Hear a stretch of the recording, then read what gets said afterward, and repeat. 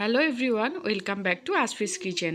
আজ আপনাদের সাথে শেয়ার করব সুস্বাদু মটর পোলাও রেসিপি।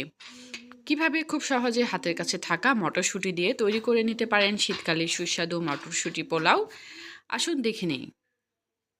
আর এই পোলাও খুবই সুস্বাদু এবং স্বাস্থ্যকর। অতিথি আপ্যায়নে কোনো বিশেষ অনুষ্ঠানে আপনারা তৈরি করে নিতে পারেন সুস্বাদু এবং স্বাস্থ্যকর মটর পোলাও।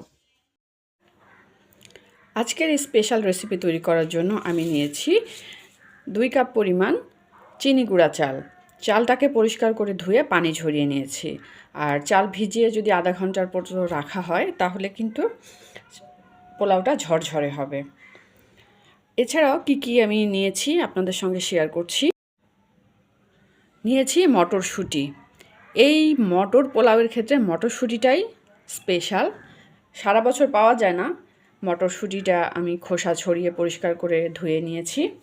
আর সঙ্গে নিয়েছি গাজর গ্রেট করে। 1 কাপের মতো গাজর দিলে কালারটা সুন্দর আসবে, তাই গাজরটাকে পরিষ্কার করে গ্রেট করে রেডি করে নিয়েছি। পোলাও রান্না করার জন্য একটি ভারী প্যান নিয়ে নিয়েছি। এখানে দিয়ে দিচ্ছি তেল। 3 টেবিল চামচ পরিমাণ রান্নার তেল ব্যবহার করেছি। আর দিয়ে দিচ্ছি পেঁয়াজ কুচি, তেজপাতা, দারুচিনি। যেহেতু পোলাও খুব বেশি পরিমাণ আমি মশলা ব্যবহার করব না। আদা বাটা, রসুন বাটা 1 চামচ করে। এখন মশলাটাকে একটু ভেজে নেব। একটু নাড়াচাড়া করে ভেজে নিয়ে এখানে দিয়ে দিব মটরশুঁটি। মটরশুঁটিটা আগে দিতে হবে, কারণ তাহলে একটু কাঁচা কাঁচা যে ফ্লেভারটা থাকে এটা থাকবে না। একটু নাড়াচাড়া করে মিশিয়ে তারপরে গাজরটাও দিয়ে দিব।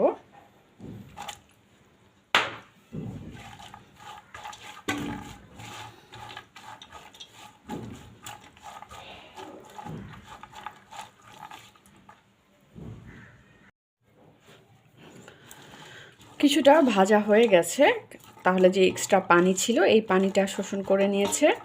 আর মটরশুঁটি এবং গাজরও অনেকটা সফট হয়ে এসেছে। এবার আমি যে চালগুলো ধুয়ে রেখেছিলাম পরিষ্কার করে, এই চালগুলো এখানে দিয়ে দিচ্ছি। 4 থেকে 5টা কাঁচামরিচ, 1 চামচ পরিমাণ লবণ। এখন এই সব উপাদান সহ আরেকটু ভেজে নেব।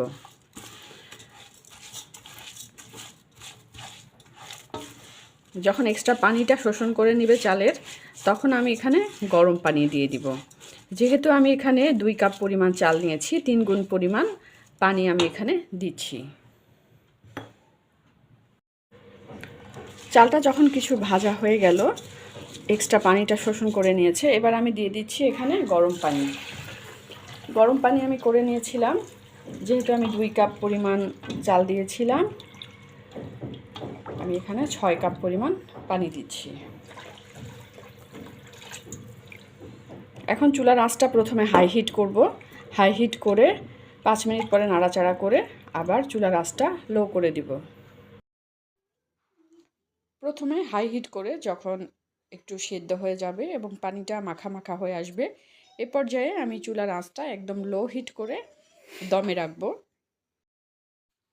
5 মিনিট দমে রাখার পর ঢাকনা উল্টে হালকা করে নাড়াচাড়া করে পরিবেশন করতে হবে।